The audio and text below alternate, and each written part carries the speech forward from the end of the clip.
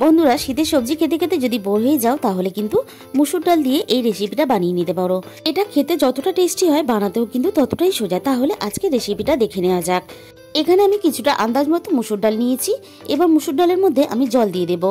এইভাবে জল পাল্টে পাল্টে আমি 3 থেকে 4 বার মুসুর ডালটাকে খুব ভালোভাবে ধুয়ে দেখো রেডি করে নিলাম। এরপর কড়াইয়ের মধ্যে আমি প্রয়োজন মতন জল দিয়ে দিলাম। এবার আমি জলটা যখন উষ্ণ গরম হয়ে গেছে তখন ধুয়ে রাখা মুসুর ডালটা দিয়ে দিলাম। এবার খুব ভালোভাবে আমি এটাকে সিদ্ধ হতে দেবো। মুসুর ডালটা খুব ভালোভাবে সিদ্ধ হয়ে গেছে, এর থেকে আর নরম করবো না, কারণ নামানোর পরে ঠান্ডা হয়ে গেলে শক্ত হয়ে যাবে। আমি এবার নামিয়ে নেব। এবারে আমি মুসুর ডালের মধ্যে দিয়ে দিলাম বেশ খানিকটা পেঁয়াজ কুচি, দিয়ে দিলাম হাফ চামচ পরিমাণ হলুদ গুঁড়ো, দিয়ে দিলাম হাফ চামচের একটু বেশি ঝাল লঙ্কার গুঁড়ো। গুঁড়ো লঙ্কা ব্যবহার করেছি, তোমরা কিন্তু ঝালের জন্য কাঁচা লঙ্কা ব্যবহার করতে পারো। এরপরে আমি দিয়ে দিলাম হাফ চামচ পরিমাণ জিরে গুঁড়ো, হাফ চামচ পরিমাণ ধনে গুঁড়ো, আর দিয়ে দিলাম 1 চামচ পরিমাণ আদা রসুন বাটা, আর দিয়ে দিলাম সবশেষে প্রয়োজন মতন বেসন। এবার খুব ভালোভাবে একসাথে আমি সবকিছু মেখে নেব। বন্ধুরা আমি এখানে লবণ দিতে ভুলে গেছিলাম, তাই স্বাদ মতো লবণটাও দিয়ে দিলাম। এবার খুব ভালোভাবে একসাথে আমি মেখে রেডি করে নিলাম। তোমরা কিন্তু এখানে ধনেপাতা কুচিও ব্যবহার করতে পারো। এবারে আমি এখান থেকে অল্প অল্প করে নিয়ে হাত দিয়ে এইভাবে সুন্দর করে গোল গোল করে চ্যাপটা চ্যাপটা করে বানিয়ে নেব। তোমরা তোমাদের নিজেদের মতন পছন্দ মতো শেপ দিয়ে নেবে। আমি কিন্তু সবগুলো একইভাবে বানিয়ে রেডি করে নিলাম। এরপর কড়াইয়ের মধ্যে আমি প্রয়োজন মতন সর্ষের তেল দিয়ে দিলাম। তোমরা কিন্তু চাইলে এটা সাদা তেলেও রান্নাটা করতে পারো। তেল খুব ভালোভাবে গরম করে নেওয়ার পরে আমি একে একে বড়াগুলোকে ছেড়ে দেব। এবারে আমি একটা সাইড খুব ভালোভাবে হয়ে যাওয়ার পরে অপর সাইডটা একইভাবে আমি ভেজে নেব।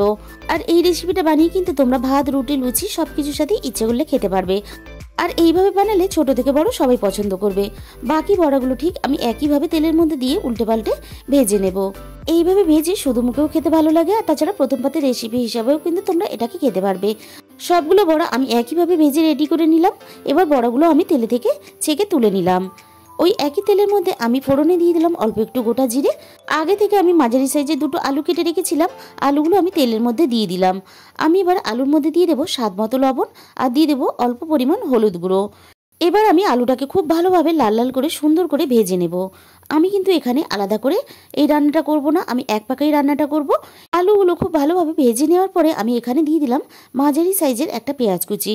এরপরে পেঁয়াজটা একটু হালকা নাড়াচাড়া করে ভেজে নিয়ে দিয়ে দিলাম প্রয়োজন মতো আদা ও রসুন বাটা। আদা রসুন বাটাটাও পেঁয়াজের সাথে খুব ভালোভাবে নাড়াচাড়া করে ভেজে নিয়ে আমি এবার এখানে দিয়ে দেব টমেটো কুচি। আমি টমেটোটাও একইভাবে নাড়াচাড়া করে ভেজে নরম করে নেব।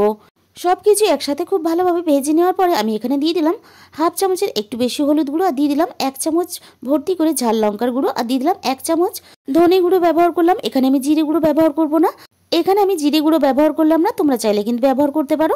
আর সামান্য পরিমাণ জল দিয়ে দিলাম যাতে না মশলাটা পুড়ে যায়। এবারে মশলার সাথে আলুটাকে খুব ভালোভাবে কষিয়ে নিতে হবে। যেভাবে আমরা মাংস কষাই সেইভাবেই কিন্তু আমি এখানে কষিয়ে রেডি করে নিলাম।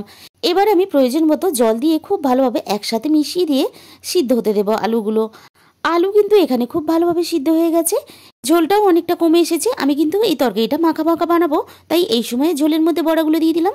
বড়াগুলো ঝোলের মধ্যে দেওয়ার পরে ঝোলটা কিন্তু অনেকটাই টেনে নেবে, তাই তোমরা ঝোল রাখতে চাইলে কিন্তু সেই হিসাব মতন ঝোলের মধ্যে বড়াগুলো দিয়ে দেবে। বেশি এখানে ঝোলের মধ্যে বড়াগুলো ফোটাবে না, তাহলে কিন্তু বড়াগুলো ঝোলের সাথে মিশে যাবে। সব শেষে দিয়ে দিলাম গরম মশলার গুঁড়ো আর ধনেপাতা কুচি। তাহলে বন্ধুরা আজকের এই রেসিপিটা দেখার পরে তোমাদের যদি ভালো লেগে থাকে অবশ্যই ভিডিওতে একটা লাইক করো, প্রচুর প্রচুর শেয়ার করো, আর আমার চ্যানেলটাকে সাবস্ক্রাইব করে পাশে থাকা বেল আইকনটা প্রেস করে দিও, যাতে আমি কোনো নতুন রেসিপি আপলোড করলে সবার আগে তোমার কাছে পৌঁছায়। আর তোমাদের মূল্যবান সময় দিয়ে আমার এতক্ষণ রেসিপিটা দেখার জন্য সবাইকে অসংখ্য ধন্যবাদ। তাহলে আজকে এই পর্যন্ত, দেখা হবে অন্য কোনো রেসিপির সাথে।